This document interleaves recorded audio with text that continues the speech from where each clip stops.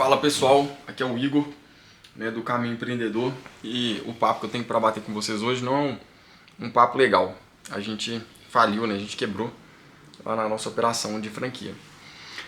Desde o primeiro vídeo, né, a gente falou que a escolha da franquia foi por ser uma escolha de algo mais seguro, né, um investimento menos arriscado, mas abrir um negócio no Brasil é muito desafiador, viu? E a gente não deu certo, a gente, enfim, colocou todo o nosso dinheiro desde que a gente tinha 9 anos de idade, né, que eu falei pra vocês, né, dinheiro de mesada que a gente ganhava, né, nós somos, né, enfim, privilegiados por ter tido mesada quando criança, mas enfim, a gente sempre foi muito comedido, a gente colocou toda a expectativa nossa lá e infelizmente não deu certo, né. Não sei se foi por uma falta de capital de giro, né, que a gente subestimou esse dinheiro, né, essa necessidade de capital de giro alto assim, mas não deu certo. A franqueadora, né, a gente já falou isso para vocês, que eles propuseram, né, que a gente abrisse a nossa loja na região do Barreiro, que é uma região muito grande de Belo Horizonte, não sei quem conhece, é uma região enorme, né, inclusive quem está no Barreiro tem um acesso muito rápido a quem está em Contagem, a Ibirité. Então, a priori, né, teríamos ali toda uma região de atuação enorme, talvez concentre ali 20, 30% da população de Belo Horizonte, né, da RMBH. Isso chamou muito nossa atenção, né, e digamos assim que fomos dominados também pela ganância. Hoje eu acredito que a gente foi bastante ganancioso em pensar que lá poderia dar certo. Pensando nessa população toda, em todo mundo, que estaríamos lá sozinhos, né, não teríamos concorrência entre a própria rede da franquia, mas não foi isso que aconteceu. A gente foi para uma região que tem um público majoritariamente, né, público C, D e E, né, não sei se existe público D e E, mas enfim, é um público com uma renda inferior ao resto de Belo Horizonte, né, falando principalmente de Belo Horizonte mesmo, e que é um público muito sensível a preço. A gente foi para lá, né, tinha um concorrente lá, um concorrente que vendia o mesmo produto com 90 centavos de diferença, e a gente perdia para ele por causa de 90 centavos, sendo que o nosso chocolate não era tipo chocolate, não era chocolate tipo cobertura, nosso chocolate era chocolate nobre, enfim, os melhores ingredientes do mercado, Nutella, enfim, vários atributos do nosso produto que era muito bom. A gente acredita na franqueadora ainda, né, acredita que o produto é bom, a gente acredita que a gente escolheu um ponto errado, né? Escolhemos, eu falo no plural porque escolhemos tanto eu quanto o Matheus, quanto a franqueadora também, né? Fomos aí enviesados, né, nessa escolha desse ponto. Porque a franqueadora, né, a franquia em si trabalha com um público mais classe A. É um público que chega no balcão, eu quero esse, e paga, né? Lá não, lá a gente, eu quero esse, quero dividir. Tem como você dividir, picar pra gente, cortar pra gente em dois, tal? Sendo que você não vê essa postura em outras redes, né? Por exemplo, McDonald's. O McDonald's corta um sanduíche pra você dividir? Não. E essa era uma demanda que a gente tinha muito grande lá. Então a gente já ficou assustado, né? Quando a gente abriu a loja e começou a ver esse tipo de solicitação lá. Outra coisa que assustou a gente, né, que a gente já fez até um vídeo em janeiro já assustado, foi o quê? Que no nosso plano de negócio, o nosso faturamento normal, né, para os meses aí de março, abril, maio, enfim, seria um faturamento em torno de 2.500 até um faturamento de R$3.500 por dia, né, um faturamento crescente aí à medida que o pessoal fosse conhecendo. E o que a gente teve lá foi o inverso, né, a gente abriu em dezembro, né, a gente correu para abrir em dezembro, para pegar esse cascalho, né, esse dinheiro aí no final do ano, que foi muito importante para a gente, que segurou a nossa barra até o final de março, né? Mas, enfim, em dezembro, né, a gente estava tendo um faturamento que seria esperado para março, então a gente já ficou assustado, já falou, pô, o que está acontecendo aqui? E aí a gente foi trabalhando, vendo como é que estavam as vendas, os pedidos no iFood, né, vendo como que estavam as coisas lá, e viu que talvez aquilo ali não poderia ser o nosso futuro mais, né? A gente já começou a assustar no próprio janeiro. A gente teve um mês de dezembro, né, do dia 18 ao dia 31 muito bom. A gente teve um mês de janeiro bom, né, não foi excelente, foi um mês bom. A gente basicamente encerrou ele no 0 a 0, mas a gente teve um mês de fevereiro péssimo, um mês de fevereiro muito ruim, no qual a gente teve um prejuízo ali contábil, né? Vamos falar de perda de fluxo de caixa, mais prejuízo mesmo, né? Tirando do que a gente já tinha tido de lucro no mês anterior, de R$29 mil. E aí, em março, a gente estava tendo um prejuízo, né? Estávamos indo pelo mesmo caminho. Ou seja, em 2 meses de operação ruins, a gente já estava colocando mais ali 20% de todo o investimento que a gente teve na franquia. Ou seja, uma operação que a gente almejava aí gastar R$300 mil, a gente acabou gastando em 4 meses R$360 mil. É muito dinheiro, a gente não tinha como mais tirar dinheiro para manter a operação. E isso que a gente colocou 16 mil de fluxo de caixa, que era, enfim, aquilo previsto nas planilhas do plano de negócio da franqueadora. O mês de janeiro foi bom, o mês de fevereiro foi muito ruim e o mês de março foi tão ruim quanto. Foi menos pior, por quê? Porque do dia 15 para frente a gente não fez mais pedido com a franqueadora. A gente já viu que não dava mais aquela operação. Então as nossas compras foram reduzindo, né? Reduzindo o volume de compras porque saíam poucos pedidos. A gente tem um estoque muito caro. A gente tem um estoque que a gente paga ele em 15 dias, mas recebe praticamente em 30. Por que recebe em 30? É o cartão de crédito, né? Você compra o produto, paga em 15 e recebe em 30 dias, né? É mais ou menos assim que funciona.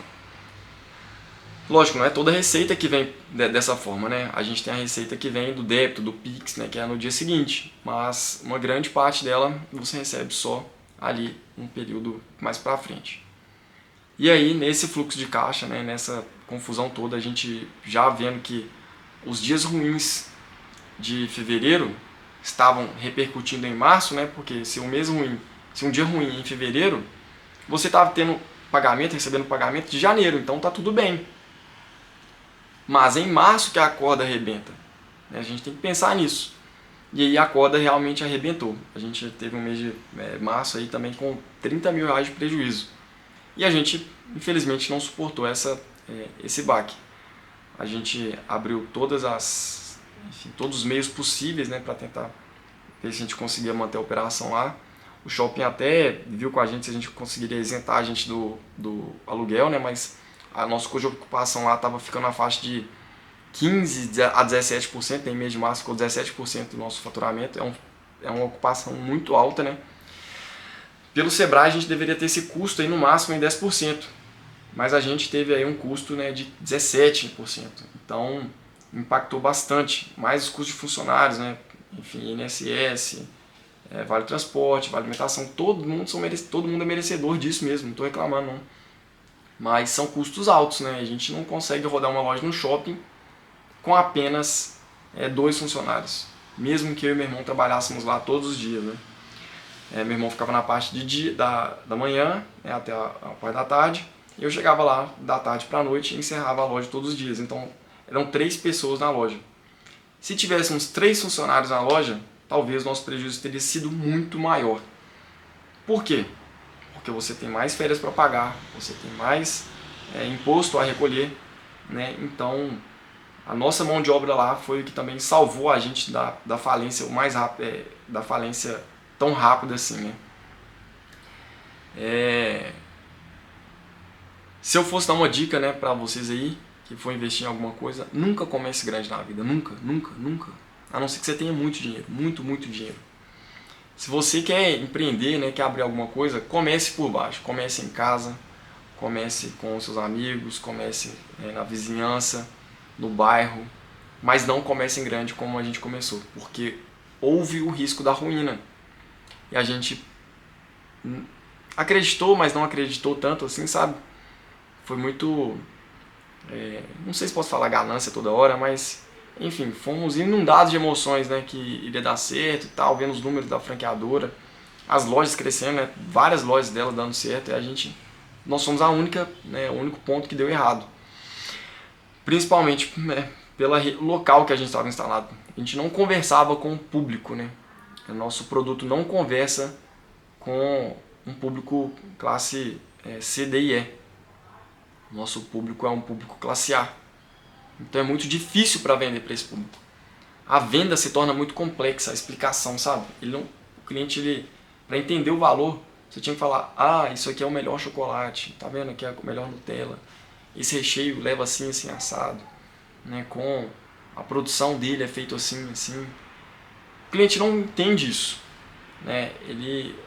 Esse esmero que eu digo, né?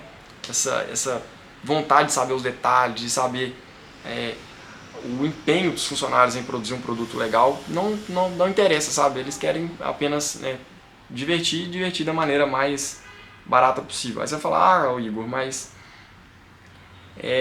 o Barreiro tem gente rica. Sim, tem. Mas a pessoa com disponibilidade financeira, né, ele não diverte no Barreiro. O Barreiro é um bairro dormitório, digamos assim. As pessoas moram lá, mas elas se divertem em outras regiões, né, principalmente num shopping maior, que é o BH Shopping. Mas enfim, dado isso, né, a gente encerrou a nossa operação lá, a gente encerrou aí com R$180 mil de prejuízo cada um, né, eu e meu irmão. É um prejuízo muito difícil de lidar, é uma situação complicada, mas a gente já estava arriscando perder, não vou falar que é perder nossa família, né, mas as pessoas ao nosso redor já não nos apoiavam mais em manter aquela operação. A gente já estava enfrentando problema com família, né, não conseguia passar um dia sequer com a família para tentar manter aquilo lucrativo, né. Às vezes o funcionário passa mal, né, é normal, né, mas enfim, acontece, mas atrapalha, né, nós, né, os empreendedores, e você tem que lidar com aquilo, né, pagar um freelancer, alguma coisa assim, então impacta bastante, principalmente essa gestão de pessoas, essa gestão de faltas, essa gestão de estoque, isso porque a gente não tinha dinheiro para pagar aí um gerente. E se a gente tivesse colocado o gerente novo, igual eu falei com vocês anteriormente, teria sido muito mais rápida essa nossa falência. Esse desgaste todo, né, que não deu nenhum retorno financeiro, né, nenhum mês a gente tirou da loja nem para pagar nossa alimentação, nem para pagar o transporte que a gente tinha, né, enfim, a gasolina para ir lá trabalhar. A gente não teve nada disso. Então é muito complicado, sabe, chegar nesse ponto, mas entender também que deu pra gente. Eu não sei se a culpa também, vou falar a culpa do governo e tal, enfim, não sei se é isso, né, porque houve uma diminuição no poder de compra da população, né, muito grande, a gente sabe que teve, a gente não pode negar esses fatos, né, a gente vê tanta loja fechando aí hoje em dia, né, principalmente esse mês de março, mas nós somos uma delas e entramos para a estatística nas empresas que quebram em menos de 3 meses, pessoal, em menos de 4 meses no caso, né. Quando deu o 4º mês, a gente conversou com o shopping e falou, vamos fechar a operação, amanhã a gente não abre mais, e está tomada a decisão, porque um mês a mais que você gira são R$30 mil de prejuízo a mais. Então você tem que decidir, você tem que ser, como é que fala? Você tem que ser certeiro, você tem um tiro para dar e não pode errar, porque um dia de operação, por exemplo, num shopping, um dia é mais ou menos R$500 só de aluguel e condomínio, né? Dividindo essa conta aí por 30 dias. Então você não pode dar mole, você não pode estender nenhum dia a mais quando você está com a corda no pescoço. A decisão tem que ser tomada o mais rápido possível. E é isso aí, pessoal. Valeu. Tô aqui em casa, né? Na casa dos meus pais, na verdade, né? Mas quis fazer esse vídeo para atualizar e contar que nem tudo são rosas. Obrigadão.